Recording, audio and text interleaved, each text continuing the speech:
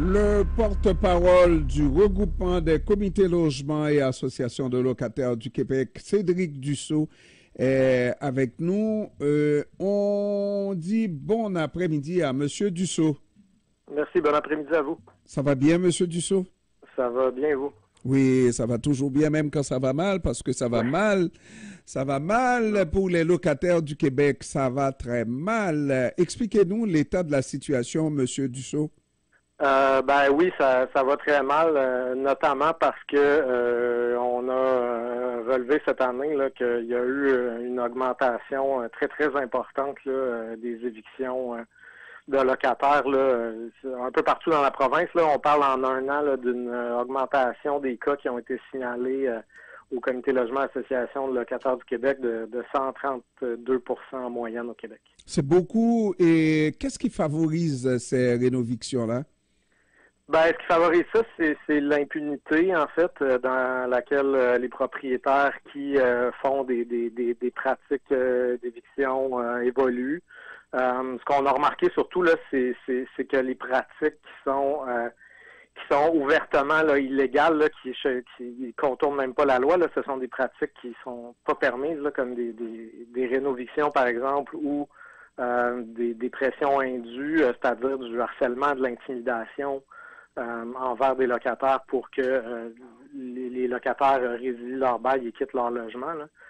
Donc, on se rend compte qu'il y a beaucoup de propriétaires, de spéculateurs immobiliers là, qui ont compris qu'il n'allait pas avoir nécessairement des conséquences importantes si ils employaient des tactiques illégales pour évincer des locataires. Donc, les tactiques se multiplient et puis il y a de plus en plus de locataires qui se retrouvent évincés par un propriétaire qui cherche simplement à maximiser les profits. En tout cas, si vous étiez à l'écoute tout à l'heure, je viens d'interviewer Éric Sans Souci. Je pense que vous auriez laissé aller une petite larme pour les propriétaires qui font face à des hypothèques extrêmement élevées. Et puis, c'est un parc immobilier qui est dans un piteux état.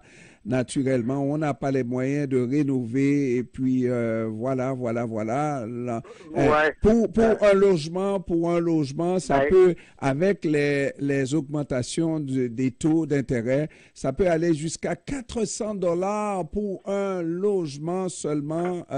C'est beaucoup, là.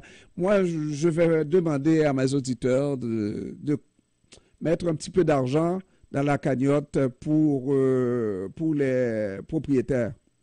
Ben, les locataires, la facture est refilée de toute façon très, très largement aux locataires. Là. Quand on regarde les augmentations de loyer en moyenne, l'an dernier, par exemple, là, pour quand il y a un changement de locataire, justement, là, donc quand par exemple, il y a un locataire qui est évincé, les augmentations de loyer en moyenne au Québec ont été de 14 en un an.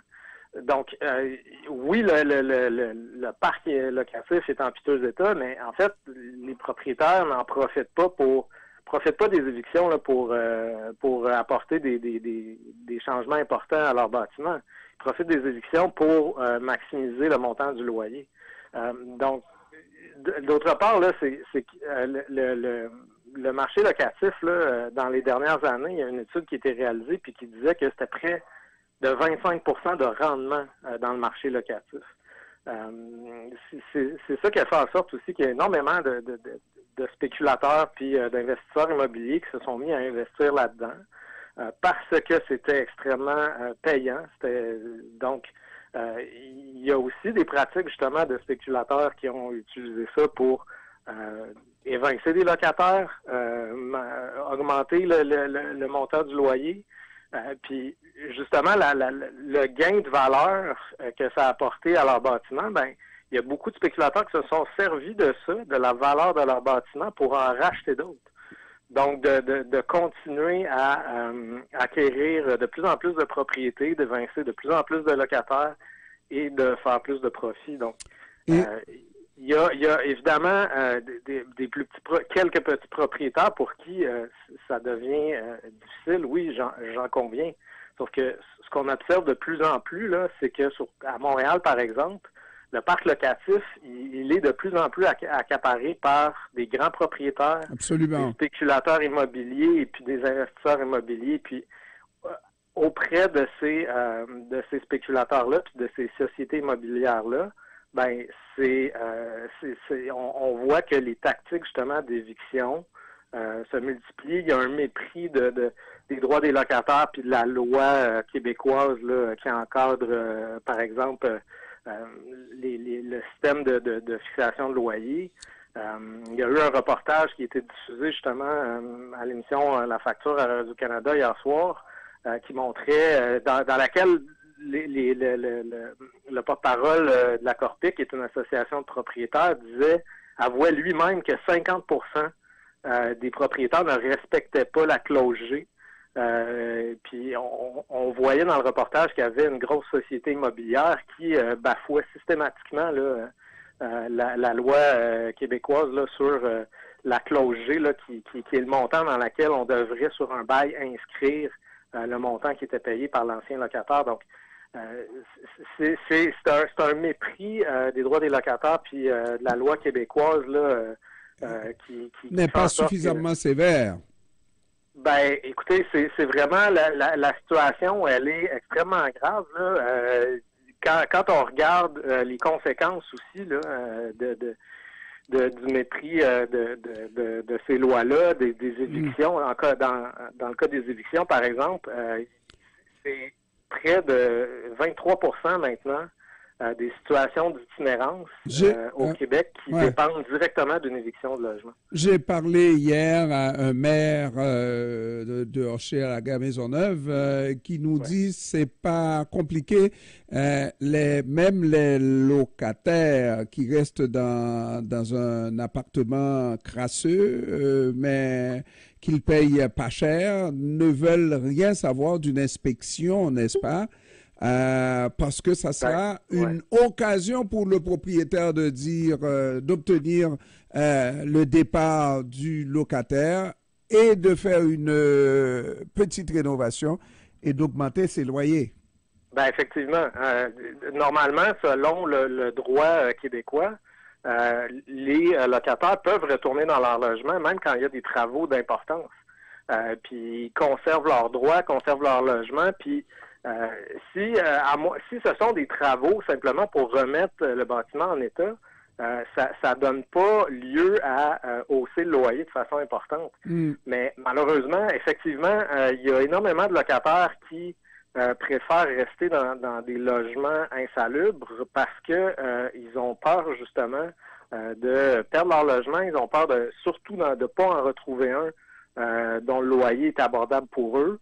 Ils ont peur justement de se faire évincer, mais justement tout ça se fait dans le mépris le plus total de la loi québécoise là, en matière de logement. Puis effectivement, il y a des locataires qui ont peur des inspections, mais il faudrait vraiment pouvoir agir contre des propriétaires qui emploient des tactiques complètement crapuleuses. Là.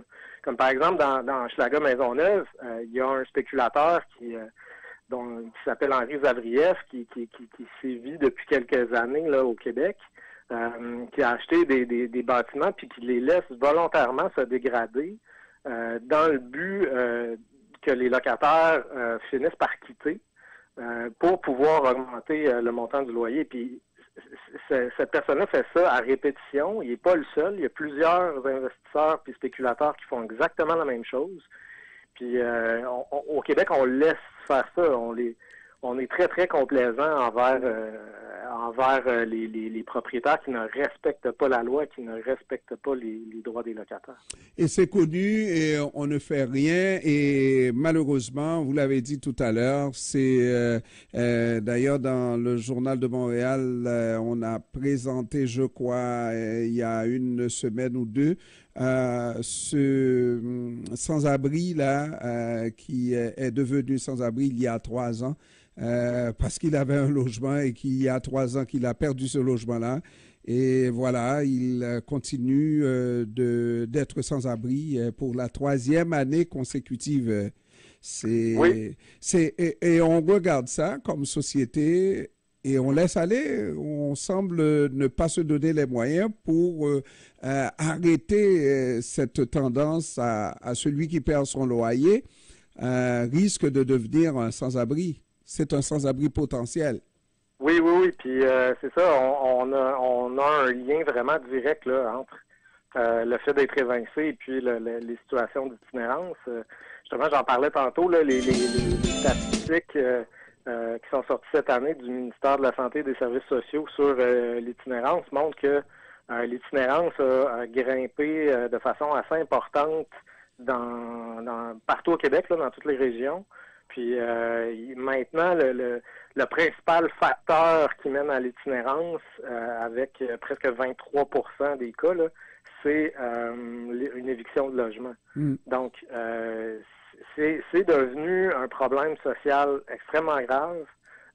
Puis malheureusement, là, parce qu'on laisse aller, la situation risque de se détériorer encore davantage. Là. Donc, il faut agir maintenant parce que on va avoir une situation qui va être encore pire sur les bras là, d'ici quelques années si on fait absolument rien. Cédric Dussault, porte-parole du regroupement des comités logements et associations de locataires du Québec. Je vous remercie d'avoir pris du temps de nous parler cet après-midi encore une fois. Et puis, Monsieur Dussault, si on ne se reparle plus avant les fêtes, on vous dit déjà de passer de joyeuses fêtes, joyeux Noël et une bonne année 2024. Merci beaucoup. Joyeuses fêtes à vous aussi. Merci. Au revoir. Au revoir.